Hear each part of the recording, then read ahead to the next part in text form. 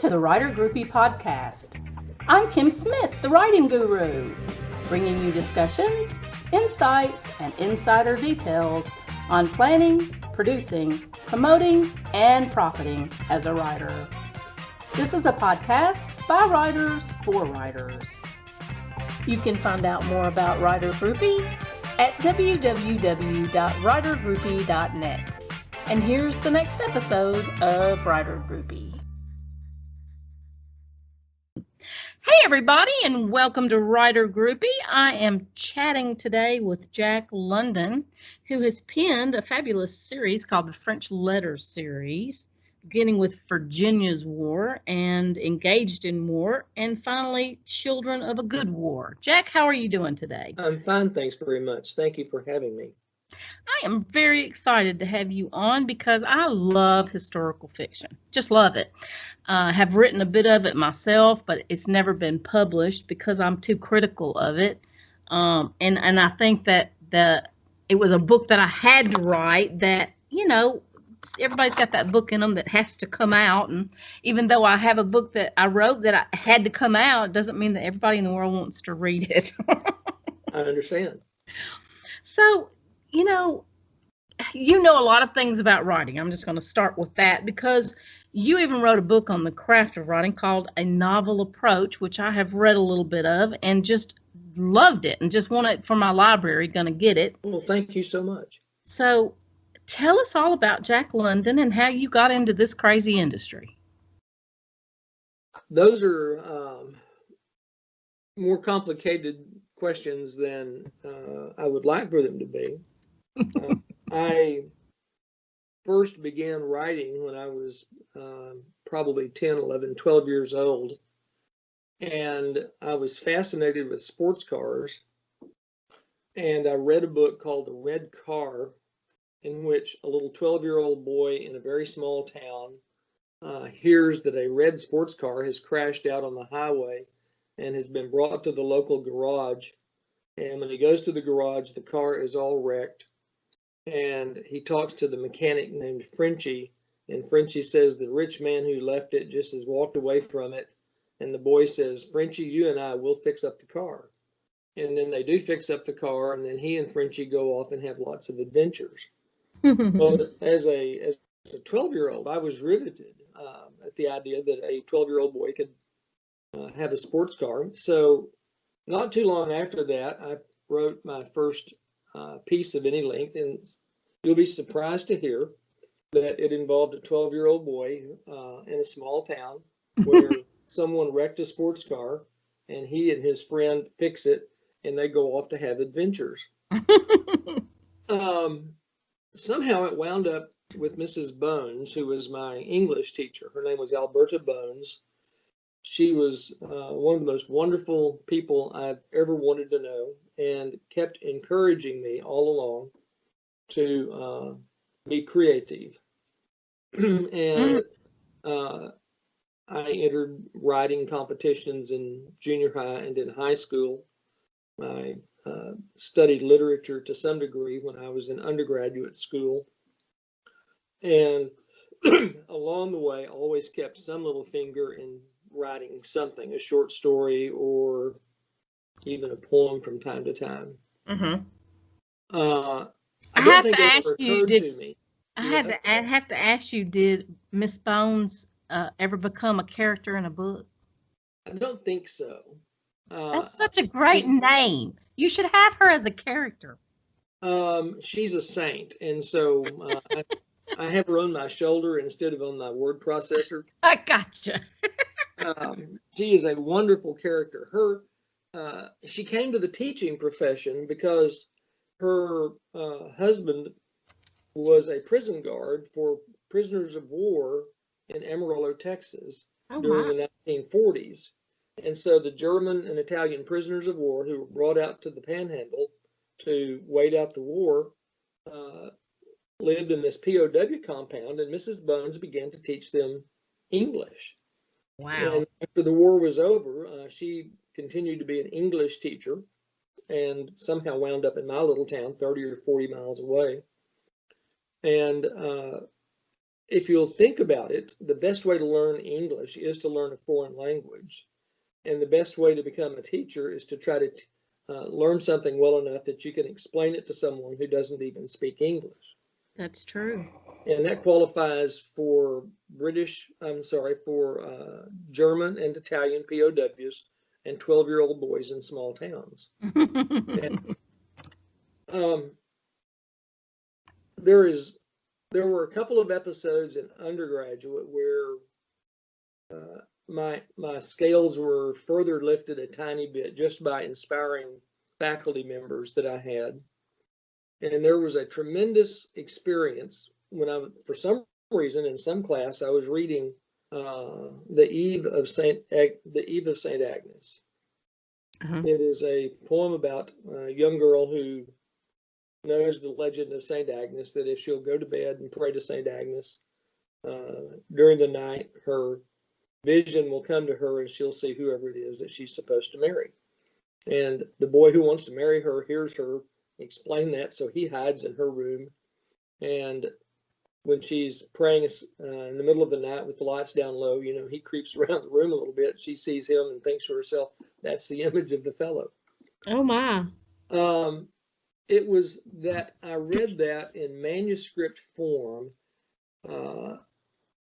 It was a poem. Oh, I'm just humiliated. I think it was almost certainly Shelley. But in manuscript form, it was the first time I had ever seen that a writer had written lines and had scratched them out and made changes. Oh, my. That the writer had choices about how to create an image in the reader's eye by the revision of available words. Mm-hmm. And at one point, as I recall, the words were Agnes undressed. And then he scratches through that and said, Agnes lifted her nightdress. And he scratches through that and writes, Agnes took her nightdress, lifted something, and it rustled to the floor. I'm going, oh, wow. Every time he changed that, my image changed. Right. And that is a little clearer and a little clearer. That has stayed with me my entire life, both as a creative writer and otherwise. Wow, that's awesome. That is really, really interesting.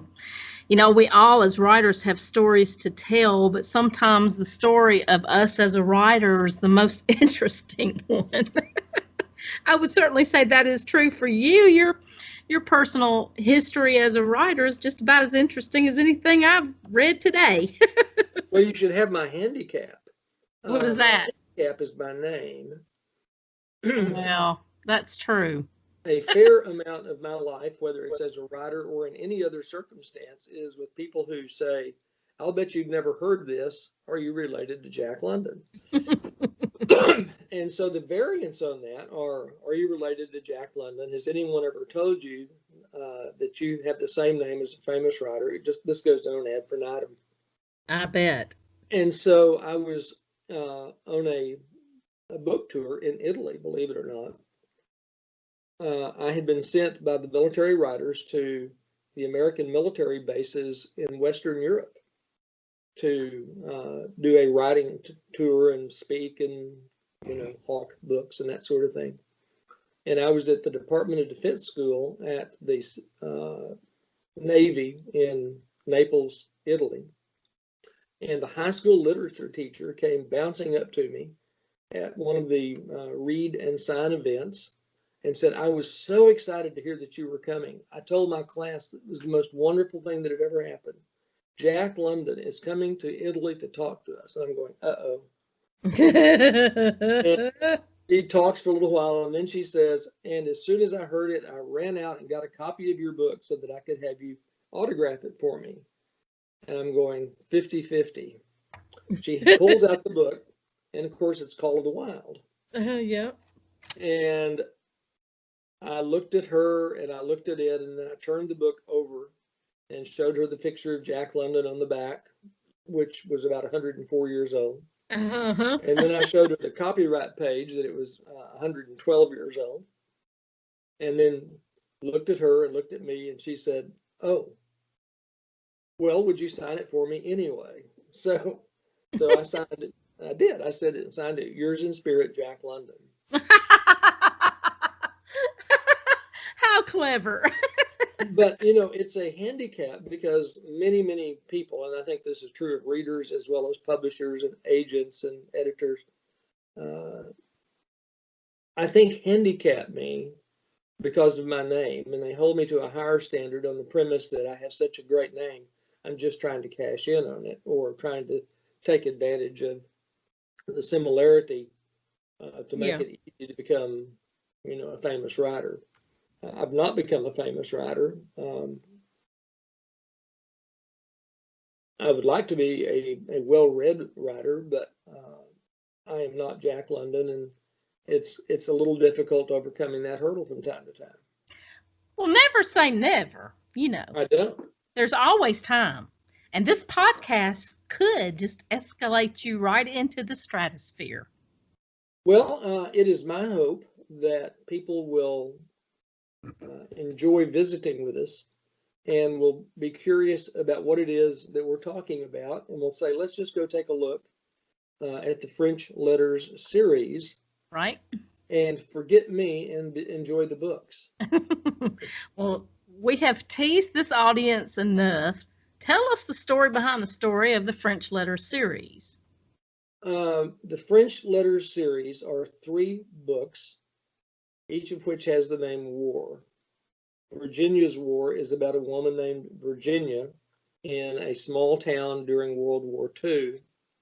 And her war is that is a period in which no one paid much attention to women. Everyone paid attention to the men. And certainly the men who were off at war were revered and were heroes.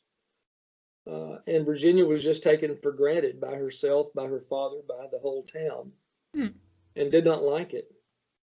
And it was taken for granted that when Virginia was found to be pregnant a little too long after her boyfriend had gone off to war, everyone just assumed that it was her boyfriend's child, especially after her father falsely publishes an announcement in the newspaper that she and the boy had eloped. The first that she knew that she was married was when she read about it in the paper on Easter Sunday. Oh, my. And then she's confronted with the question, do I tell everybody or do I tell nobody? And It's especially hard because she didn't want to hurt the boy who was off in the war, but she wasn't prepared to be married to him either. The second book is called Engaged in War. It's also a play on words. It's about that boy who may or may not be the father of Virginia's baby and who may or may not be married to her and who may or may not know anything about it. Oh, my. He's an Army doctor during D-Day. He lands with the American Army on the beaches of Normandy and is caught up in combat trying to simply stay alive at a time when he hasn't heard from Virginia or anyone else at home in months and doesn't know what's going on. All that he knows is that the one person on earth that he cares the most about is his brother, and quickly learns that his brother was killed on the first day of battle. Oh, my. So Will is engaged in combat in France and is also torn by the fact that Virginia has apparently left him, that he's alone, that his people that he most cares about tend to be the troops that he's trying to keep alive. And yet he has this huge conflict with his commanding officer who, without giving too much of the story away, wants revenge on him. Oh, my. Will having rescued a girl from his clutches back in England. And suffice it to say that when Will gets wounded, he's cared for by a young woman who is herself trying to get out of the way of a fairly difficult war situation. The third book, Children of a Good War, is indeed the novel of their children. Now, are they Will and Virginia's children, or are they Virginia's? One Virginia and one Will? Well, that's the question. Wow. When boys grow up, all that they know is that they're brothers and they despise each other. Oh, my. The older brother has always believed the younger brother was a war orphan that was brought back from France for the sole purpose of humiliating him and Virginia, his mother. And it's very much a biblical story.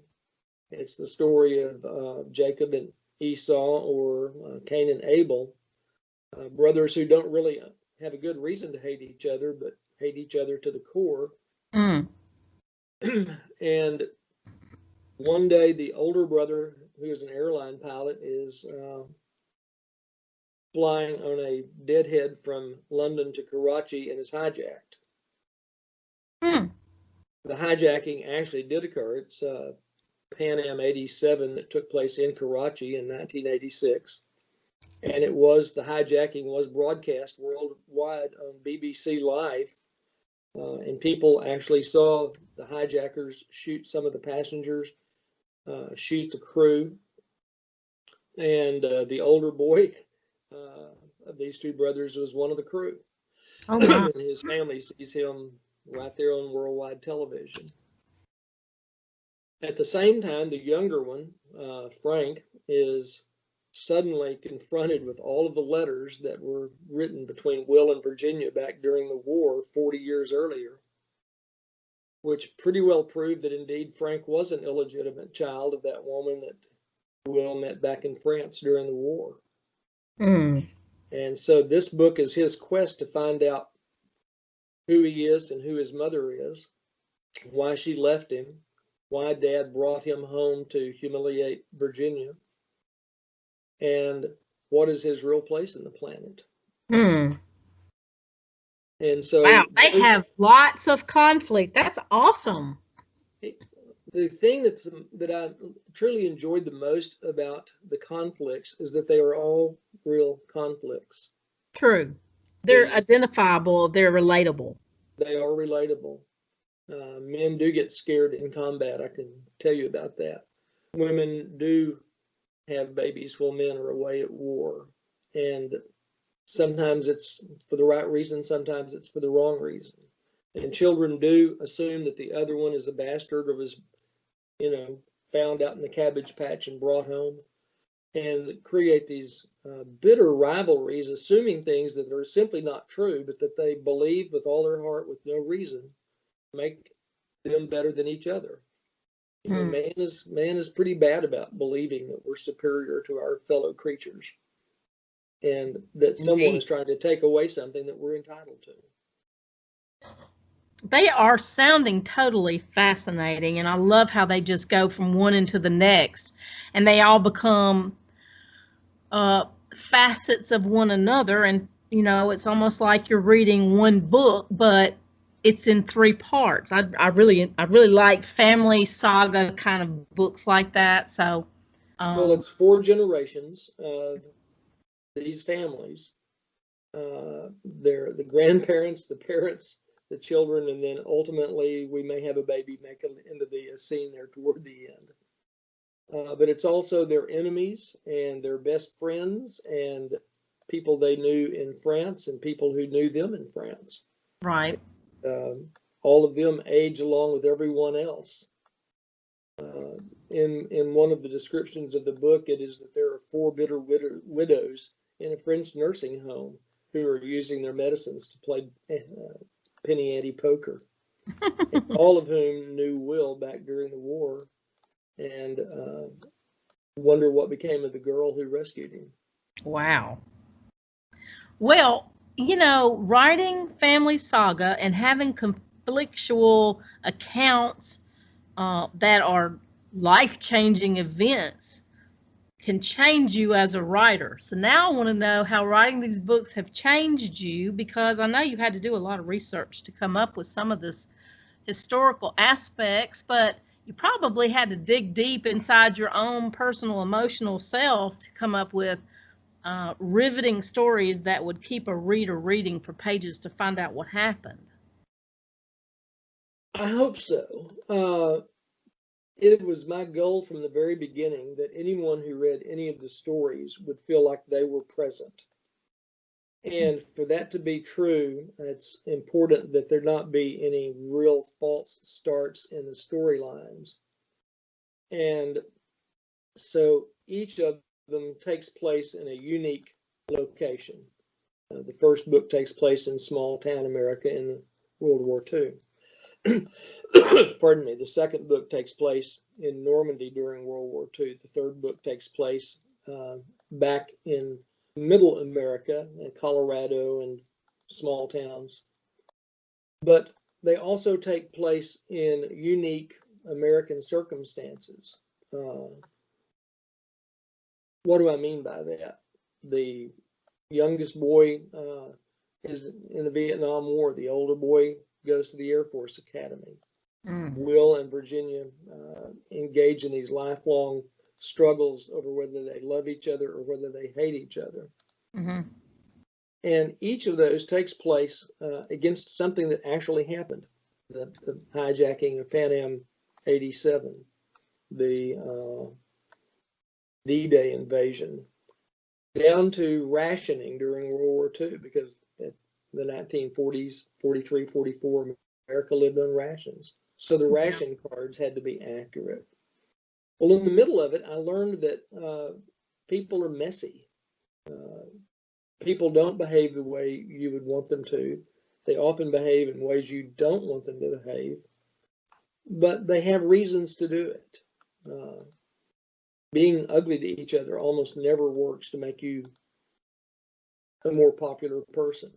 You know, being ugly to Virginia just made Virginia want to be more independent, if Right. that makes sense. So along the way, it began to occur to me that everything that I know about everyone I know is based on the assumption that what someone told me is true. It mostly turns out that most of our assumptions are not far off, but they're never right. Most of the things we know about each other are simply incomplete. I know that you host this this broadcast, and I know that you write. I know that you're moving to a new home soon, but it would be wrong of me to say that I can draw conclusions from any of that, and then to start saying what those conclusions are. Mm-hmm. Just as it would be wrong of the older brother to believe that the younger brother was a bastard just because he hates him. Mm-hmm. You know, that's a fairly outrageous thing for someone to do, say, or think about other people. But do we really have any true idea where our parents, what our parents did back when we were not even thought of yet? They had lives, but we always think that the world started with us. That's true. That's very true. And we only know about their lives before us as to what they tell us. Or what we hear from others. But yes, you know, the greatest example of that are grainy black and white photographs. Mm-hmm. We are absolutely convinced from that our parents lived grainy black and white lives. That's true. We think that they walked in 18, 19 frames per second motion because old 8mm home brownie cameras at that time only moved in 16, 18 frame per second shots. That's right, they did. And so we assume that our parents were real herky-jerky until long after we were born, and we showed them how to move fluidly. Because of that, we have no real clue that our parents actually had lives before us, but they did. We had no real strong sense that our parents might have had other boyfriends or girlfriends, might have had friends they grew up with who lost their parents somewhere, might have gone to prison, you know, who knows. So there was a tremendous learning curve in just learning that most of the things that we know about each other are vastly incomplete and usually wrong. That is definitely food for thought. You know, I guess you just, you know, take time out to consider these things. And as a writer, you do it more often than the normal person probably, but it definitely makes me think about my parents, and my parents were quite a lot older. They had two sets of kids, one in their youth and one in their old age. So interesting thoughts, very interesting. Well, do you Well, know? I have a question. All right, let's have it. Okay, we discussed this pre-show. You were going to tell me what Bygoneese is. I teach writing classes both to beginning writers and to more advanced writers. And Bygoneese is learning how to write the language that makes a reader feel as if he or she is in the moment or in the place where things are taking place. An example would be, I think my favorite is A Girl with a Pearl Earring. It's a novel by Tracy Chevalier. Mm-hmm. Page 1 of that book begins with a woman telling her daughter that you will start tomorrow as their maid, and if you do well, you'll be paid 8 stivers a day, and you will live with them. She asked where they live, and she said, on the Outer Langendijk, which intersects with the Molenpoort. And the girl says, they live on Papist's Corner. They're Catholic. And her mother said, you can come home Sundays. They've agreed to that. And then cupped her hand around the turnips. Well, the Bygoneese in that is the number of expressions that tell you both how prosperous or poor they were, where they live, and during what era. You can get all of that out of just this first little introductory few sentences. Mm-hmm. Stivers are a unit of money. Nobody knows how much 8 stivers is, but it was what they were being paid. The old Long Dyke, where it intersects with the dock, is where the Catholics lived. Well, if it mattered that they were Catholics, it meant that they were in a time of conflict. Mm-hmm. When was there a Catholic conflict in Holland? Well, during the 1600s. And that her mother cupped her hand around the turnips and said, you're going to go live with someone else and be their maid, tells you pretty clearly that these are people who are just barely surviving. Mm-hmm. So just by the use of a couple of words of Old Dutch, stivers, Langendijk, Molenpoort, Papist, you can set a time, you can set a place, and you can set a mood and make the reader feel as if they're standing there listening to that conversation. So that's what Bygoneese does. It adapts keywords to put into a historical novel that will make the reader feel that the reader is a part of it, or is familiar with it, or is watching in through a window. Wow. Even though the reader may have never read or heard any of those particular words in his or her own life.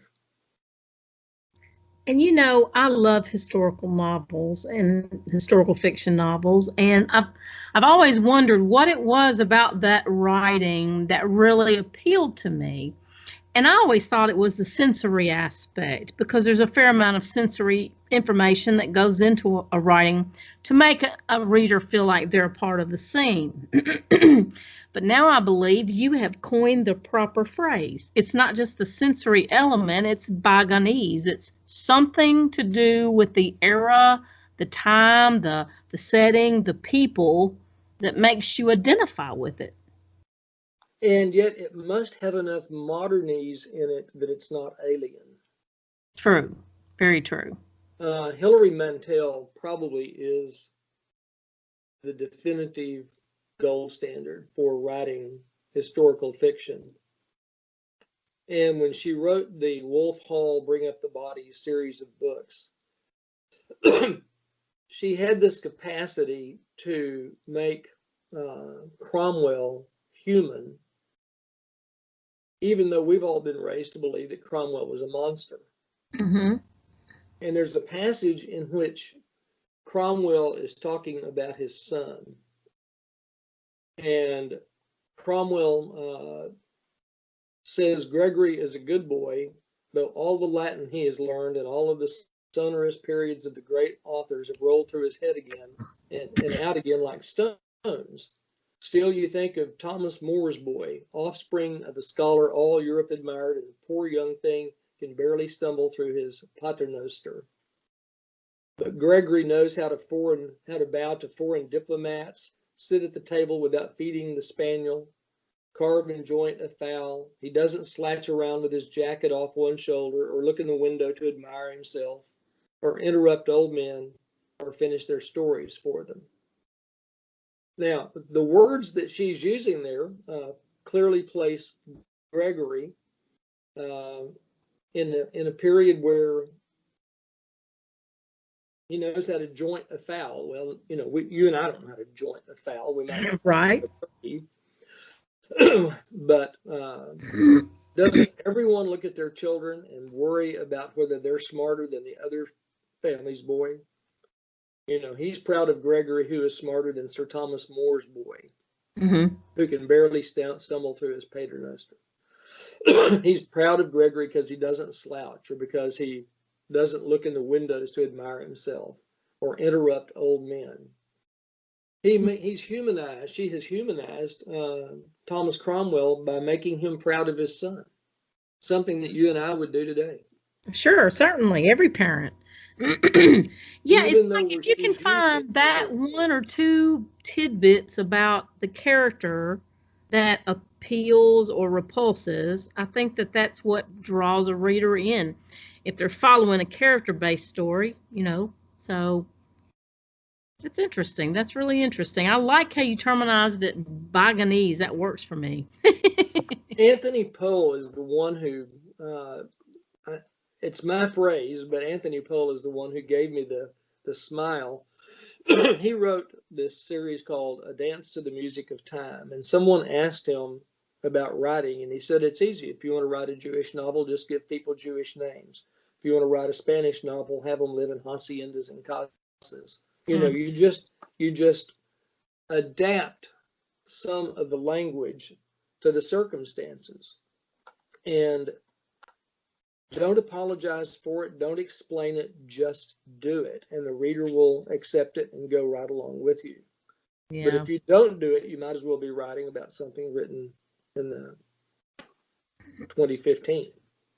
I know. It's like I have read some historical works that were mostly like a historical romance, and there was so much dialogue that was so modern that it just really disturbed my historical sensitivity, or whatever you might want to call it. But I mean, I even turned the book cover over and looked at the book cover a second time to see, is this really historical romance? Because there's not much of a historical flavor to it. You know what I'm saying? And that was when I kind of realized that maybe romance is more important than the history aspect. If I wanted to read historical fiction, I should probably pick up something with a little bit more history in it. Well, the aspect of dialogue that people tend to have the most difficulty writing is to say things that people would say. And to do that, they have to have people think things that people would think. Mm-hmm. If you, let's see if I can come up with a better explanation than do things people would do. Women would not be caught alone with men in the 1400s, 1500s, 1600s, 1700s, 1800s. Right. If they were subservient women and would be taken advantage of more often than not. Well-bred ladies did not. To have a passage of romance in which people act as if it's normal for single people to be together alone is almost self-defeating. And yet that's a fairly good staple of historical romance fiction. Yet it doesn't ring very true, because most of the time no one would ever allow a young woman to go out alone with a young man in circumstances before they were engaged, in which anything inappropriate could even remotely happen. Mm-hmm. And if it did, they would be called to duel. They'd be called to account. Yeah. So you have to make people act like people would act, think the way people would think, and do things people would do. And it has to come through in the dialogue. That's true. Well, I hate to do it, Jack, but we are coming down to the last little while of our show. And I want to be sure and give you an opportunity to promote your work. So take this time now to tell us where we can find you and your work. And that includes social media, website, and anything else you got. The series, the French Letters series, has just been given an honor that I really don't quite know how to tell you about. It was included in the Kirkus Review's Best Books of 2018 edition that was published in December. So I'm very proud to a fault to be able to tell you that. That's awesome. Clearly, in this day, nearly everyone goes to Amazon. My author page in Amazon and my books are under the name Jack Woodville London. Jack Woodville London. Okay. My Facebook page is Jack Woodville London and Jack London Author. My website is JWL Books. And I do tend to answer email. If someone wants to send me an email, I'd be more than happy to hear from you. jack@jackwlondon.com. That's awesome. I am so glad to hear that you have gotten awards for your work, because I know it's muchly deserved.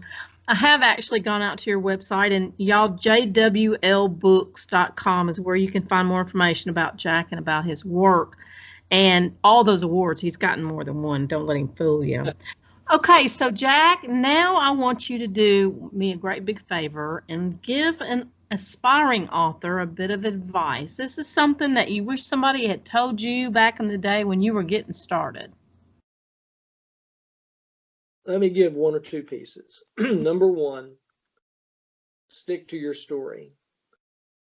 A meandering, wandering story that is full of lots of subplots is very, very difficult to follow.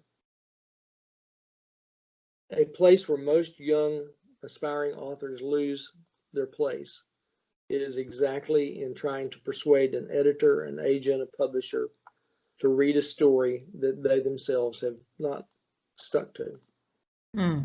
Number two, criticism is painful but not fatal. Have people that you don't sleep with read what you write and be honest with you.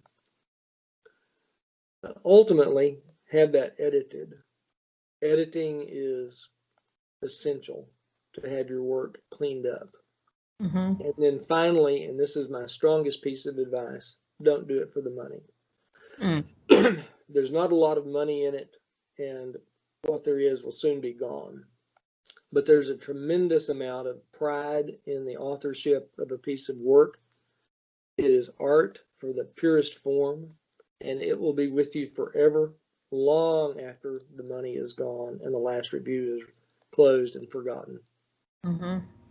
Oh, how wonderful that is.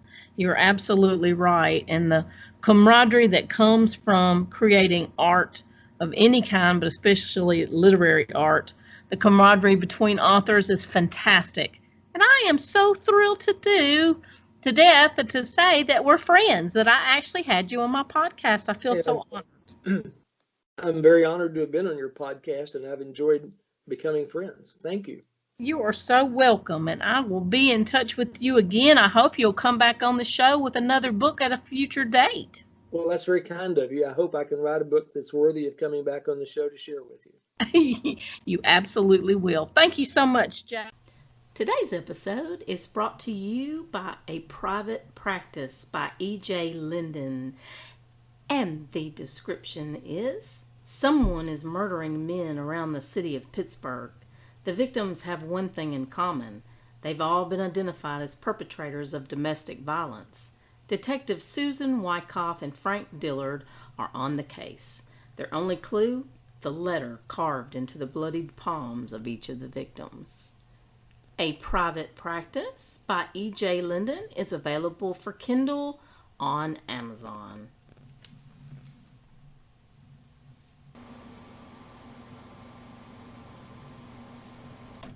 This episode is brought to you by E.J. Linden, the author of A Private Practice. And the product description reads, Someone is murdering men around the city of Pittsburgh. The victims have one thing in common. They've all been identified as perpetrators of domestic violence. Detectives Susan Wyckoff and Frank Dillard are on the case. Their only clue? The letter carved into the bloodied palms of each of the victims.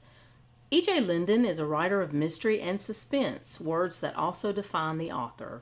A Private Practice is E.J.'s debut novel featuring Detective Susan Wyckoff. E.J. lives to write. When not writing, E.J. enjoys pizza and beer with friends, watching pro football, and long walks in the park. Okay, that last part isn't quite true. Watch for more to come from E.J. London. Available for Kindle on Amazon. Infinity Author Services for your author services needs. We create professionally designed book covers as well as provide editing, promotions, update your social media accounts, and WordPress site. Let Infinity Author Services increase the exposure of your novels with our exciting promo packages. You can find out more at infinityauthors.com. Infinity Author Services for the indie author in you. Thank you for listening to this episode of Writer Groupie. For booking information, show notes, and more, visit writergroupie.net.